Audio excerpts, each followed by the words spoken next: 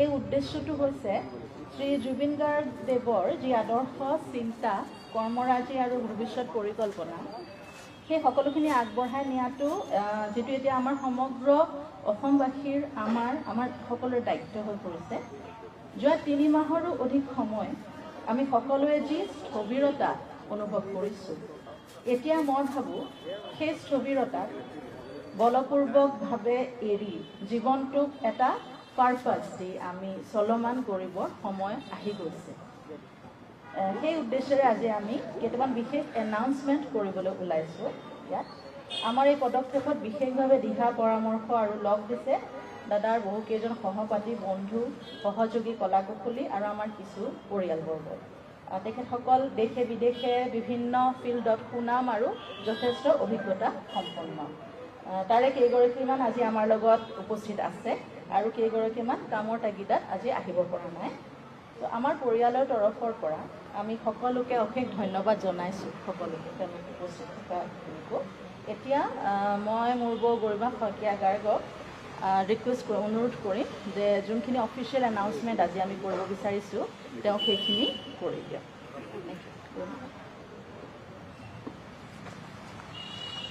পোনপ্ৰথমে সকলোলৈকে নমস্কাৰ জনাইছোঁ, আপোনালোকক স্বাগতম জনাইছোঁ। নতুন বছৰ আহিল, আপোনালোক সকলোৰে বাবে প্ৰাৰ্থনা কৰিছোঁ নতুন বছৰটো সকলোৰে ভাল হওক।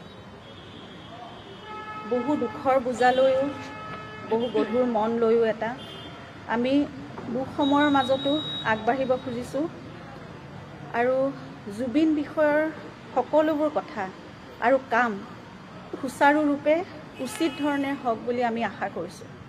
তেতিয়া আমাৰ ঘৰখনৰ বাবেও অকণমান কিবা এটা আশা ঘূৰি আহিব। অতি সোনকালে সকলোৰে প্ৰাৰ্থনা আৰু সহযোগত কৰণীয়খিনিৰে আৰু সকলোৰে সহযোগিতাৰে আমি ভাবিছোঁ ন্যায় প্ৰতিষ্ঠা হ'ব। এই ন্যায়ৰ প্ৰক্ৰিয়াত আমি প্ৰত্যেকেই কৰিবলগীয়াখিনি সততাৰে কৰি গ'লেহে আমি বিচৰা ধৰণেৰে বা আশা কৰা ধৰণেৰে প্ৰক্ৰিয়াটো সোনকালে সম্পন্ন হ'ব। আৰু তেতিয়ালৈকে আমি প্ৰয়োজনীয় সকলো কৰি থাকিম, কৰি যাবই লাগিব, কৰি থাকিবই লাগিব। কিন্তু তাৰ সমান্তৰালকৈ আমাৰ যুগস্ৰষ্টাজনৰ বাবে, আমাৰ প্ৰাণৰ মানুহজনৰ বাবে, তেওঁৰ আদৰ্শৰ বাবে, তেওঁৰ সপোনবোৰৰ বাবে আৰু তেওঁৰ ভালপোৱা কামবোৰেৰে আমি সকলোৱে একেলগে মিলি আগবাঢ়ি যাব লাগিব, তেওঁক চলাই নিব লাগিব। এইখিনিত আমি যদি স্থবিৰ হৈ যাওঁ তেতিয়াহ'লে তেওঁৰ প্ৰতি অন্যায় কৰা হ'ব। তেওঁ নিজেই কোৱা কথা, মোক মনত ৰখাতকৈ মোৰ সৃষ্টি আৰু কামখিনিক মানুহে মনত ৰাখিলে বেছি ভাল পাম। তেওঁ আৰু কৈছিলে যে দুখ সময়ৰ মাজতো আমি আমাৰ কৰ্ম কৰি যাব লাগিব। মই একেবাৰে ওচৰৰ পৰা দেখিছিলোঁ জীৱনটো যে জুবিন গাৰ্গে জীৱনৰ ধুমুহাবোৰ বহুত সাহসেৰে সন্মুখীন হৈছিল। তেওঁ মাত্ৰ নিজৰ নিষ্ঠাৰে কৰা তেওঁৰ কাম আৰু তেওঁৰ সৃষ্টিৰ মাজেৰে প্ৰতিটো বেয়া সময়ত তেওঁ থিয় হৈ থাকিবলৈ চেষ্টা কৰিছিল। আমিও তেওঁৰ আদৰ্শৰে আগুৱাই যাবলৈ আজি চেষ্টা কৰিব লাগিব। জুবিন সকলো অসমীয়াৰ প্ৰাণে প্ৰাণে চিৰকাল আছিল, আছে আৰু থাকিবই। এতিয়া আমি সকলোৱে মিলি তেওঁৰ সত্তাৰ লগতে তেওঁৰ কামবোৰ, তেওঁৰ আদৰ্শ, তেওঁৰ বিশ্বাস, তেওঁৰ চৰ্চা, তেওঁৰ সাধনা, এই সকলোবোৰ যাতে চিৰযুগমীয়া হৈ থাকে আৰু নিৰন্তৰ প্ৰতিটো প্ৰজন্মৰ পৰা প্ৰজন্মলৈ এক অমৰ সত্তা হৈ আগুৱাই থাকে, তাৰ বাবে আমি চেষ্টা কৰিব লাগিব। তেওঁৰ বাবে বহু ঠাইত বহুজনে ইতিমধ্যে বহু কাম হাতত লৈছে আৰু আগবাঢ়িছে। আমাৰ পৰিয়াল, আত্মীয় স্বজন, বিশেষকৈ তেওঁৰ বন্ধুবৰ্গই এনে এক উদ্দেশ্যলৈ একত্ৰিত হৈছোঁ আজি আৰু প্ৰথম খোজটি আজি আপোনালোকৰ আশীৰ্বাদ আৰু শুভেচ্ছা লৈ আগবঢ়াব বিচাৰিছোঁ। মই বহুত আৱেগিক হৈছোঁ, কাৰণ জুবিনৰ বাবে আজি 3.5 মাহৰ পিছত আমি ওলাই আহিছোঁ এটা খোজ দিবলৈ। আমাৰ সামান্য সামৰ্থ্যৰে সকলো ৰাইজৰ সহায় সহযোগিতা, বিশ্বাস আৰু সুবাসেৰে জুবিন গাৰ্গৰ নামত এটা ট্ৰাষ্টৰ কথা ব্যক্ত কৰিবলৈকে আজি আপোনালোককো নিমন্ত্ৰণ কৰি আনিছোঁ আৰু আমিও একত্ৰিত হৈছোঁ। আপোনালোকৰ বহুমূলীয়া সময়খিনি দি আমাক সহযোগ কৰাৰ বাবে আমি সঁচাকৈ যথেষ্ট কৃতজ্ঞ আৰু আপোনালোকৰ প্ৰতি ধন্যবাদ জ্ঞাপন কৰিছোঁ। এই ট্ৰাষ্টৰ যোগেদি আমি জুবিনৰ আদৰ্শকে লৈ যেনেদৰে তেওঁ সামাজিক দিশত, সাংস্কৃতিক দিশত বা এই ক্ষেত্ৰত জড়িত ব্যক্তিসকলৰ বাবে, নতুন প্ৰজন্মৰ বাবে, প্ৰকৃতি সংৰক্ষণৰ বাবে যিবোৰ কাম কৰিছিল, তেনেকুৱা দিশবোৰতে কিছুমান কাম আমাৰ সামৰ্থ্যৰে আমি কৰি যাবলৈ চেষ্টা কৰিম। আৰু এই কামসমূহ পৰিচালনা কৰিবৰ বাবে আমাৰ খাৰঘুলিৰ প্ৰপাৰ্টিটো আমি আগবঢ়াই দিবলৈ লৈছোঁ ট্ৰাষ্টৰ নামত। জুবিনৰ সপোনৰ ঠাইখন তেওঁৰ নামত হ'বলগীয়া সমাজৰ সংস্কৃতিৰ আৰু তেওঁৰ উপাস্য প্ৰকৃতিৰ বাবে ভাল কামত ব্যৱহাৰ হওক, নিয়োজিত হওক, আমি সেয়াই আশা কৰিছোঁ।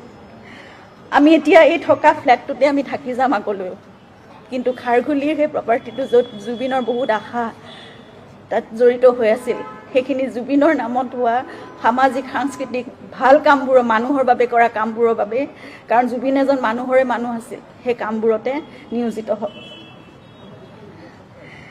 আমাৰ সৈতে কেইবাজনো ভাল ভাল ব্যক্তি, বিশেষকৈ বিভিন্ন ক্ষেত্ৰত নিজ নিজ কৰ্মৰে প্ৰতিষ্ঠিত জুবিনৰ স্কুল কলেজৰ বন্ধু, তেওঁলোকৰ সময় সদিচ্ছা আৰু সু অভিজ্ঞতাৰে আমাৰ সৈতে জড়িত হৈ একেলগে জুবিনৰ বাবে কাম কৰি যাব বুলি আমাক সঁহাৰি জনাইছে, আৰু সেইবাবে আমি যথেষ্ট কৃতাৰ্থ। জুবিনে সদায় তেওঁৰ সেনাগণ বুলি অভিহিত কৰা জুবিন ফেন ক্লাব থাকিব আমাৰ কামবোৰত সহায় কৰিবলৈ। এতিয়া সকলোতকৈ আমাৰ বাবে ডাঙৰ শক্তি আৰু সাহস ৰাইজ। গতিকে আপোনালোকৰ মৰম, আশীৰ্বাদ, বিশ্বাস, সহায় সহযোগিতাৰে জুবিনৰ সপোনৰ কামবোৰ আমি নিশ্চয় আগুৱাই নিব পাৰিম বুলি আশা কৰিছোঁ। আৰু লগতে এটা গুৰুত্বপূৰ্ণ কথা আজি ক'ব বিচাৰিছোঁ। কালি বছৰৰ প্ৰথম দিনটোতে মাননীয় মুখ্যমন্ত্ৰী মহোদয়ে তেখেতৰ কথা ৰাখি জুবিনৰ শেহতীয়া ছবি ৰৈ ৰৈ বিনালেৰ বাবে অহা ৰাজ্যিক কৰ 2,90,00,000 টকা জুবিনৰ দ্বাৰা প্ৰতিষ্ঠিত কলাগুৰু আৰ্টিষ্ট ফাউণ্ডেশ্যনলৈ হস্তান্তৰ কৰে। কলাগুৰু আৰ্টিষ্ট ফাউণ্ডেশ্যন অসমৰ শিল্পীসকলৰ সামূহিক কল্যাণৰ উদ্দেশ্যে গঠন হোৱা এক মঞ্চ, কিন্তু সেয়া অকল শিল্পীসকলৰ বাবে সীমিত হৈ নাথাকিল। জুবিনে সকলো ধৰণৰ কাম, সকলো ধৰণৰ সামাজিক সাংস্কৃতিক কাম, নতুন প্ৰজন্মৰ বাবে, প্ৰকৃতিৰ বাবে সকলোবোৰ কাম সেই ফাউণ্ডেশ্যনৰ যোগেদিয়ে আগবঢ়াই নিছিল, কৰি আছিল। গতিকে এতিয়া কলাগুৰু আৰ্টিষ্ট ফাউণ্ডেশ্যনৰ অসমৰ আমি এই মঞ্চখনৰ যোগেদিয়ে জুবিন গাৰ্গৰ সামাজিক সাংস্কৃতিক আৰু প্ৰকৃতি সংৰক্ষণৰ বাবে কৰা কামবোৰৰ সংবৰ্ধন আৰু সম্প্ৰসাৰণ কৰিবলৈ সংকল্পবদ্ধ হৈছোঁ। মাননীয় মুখ্যমন্ত্ৰী ডাঙৰীয়াৰ এই সিদ্ধান্তই আমাৰ এই সংকল্পক বাস্তৱায়িত কৰাৰ ক্ষেত্ৰত যথেষ্ট সহায় কৰিব। লগতে জুবিনৰ ন্যায় প্ৰক্ৰিয়াটোক অধিক শক্তিশালী কৰিবৰ বাবে আৰু ক্ষীপ্ৰ অগ্ৰগতিৰ বাবে বিশেষ চৰকাৰী অধিবক্তা নিয়োগ তথা এখন বিশেষ আদালতৰ বাবে উচ্চ ন্যায়ালয়ক চৰকাৰে আবেদন জনাব বুলিও যি ঘোষণা কৰিছে, নতুন বছৰে মংগলক্ষণত অসম চৰকাৰ আৰু মাননীয় মুখ্যমন্ত্ৰী ডাঙৰীয়াক এই সিদ্ধান্তৰ বাবে আমাৰ তৰফৰ পৰা আন্তৰিক ধন্যবাদ আৰু কৃতজ্ঞতা জনাইছোঁ। লগতে সংশ্লিষ্ট সকলোকে অনুৰোধ জনাইছোঁ, যিমান পাৰি, যেনেকৈ পাৰি, সিমান ক্ষিপ্ৰতাৰে প্ৰক্ৰিয়াটো যাতে সম্পূৰ্ণ হওক। ধন্যবাদ। ধন্যবাদ গৌৰমাবু। আৰু এটা কথা জনাওঁ যে এই জুবিন গাৰ্গ ট্ৰাষ্ট বা ন্যাসটো তাৰ আণ্ডাৰত 3টা উইং থাকিব, 3টা উইঙেৰে পৰিচালনা কৰিব। 2টা অলৰেডি আমাৰ খুব ভালকৈ কাম কৰি আছে যোৱা কেইবাবছৰ ধৰি। এটা হৈছে কলাগুৰু আৰ্টিষ্ট ফাউণ্ডেশ্যন, সেইটো ইমান বছৰ কাম কৰি আছে ভাল, সেইটো তেনেকৈয়ে থাকিব।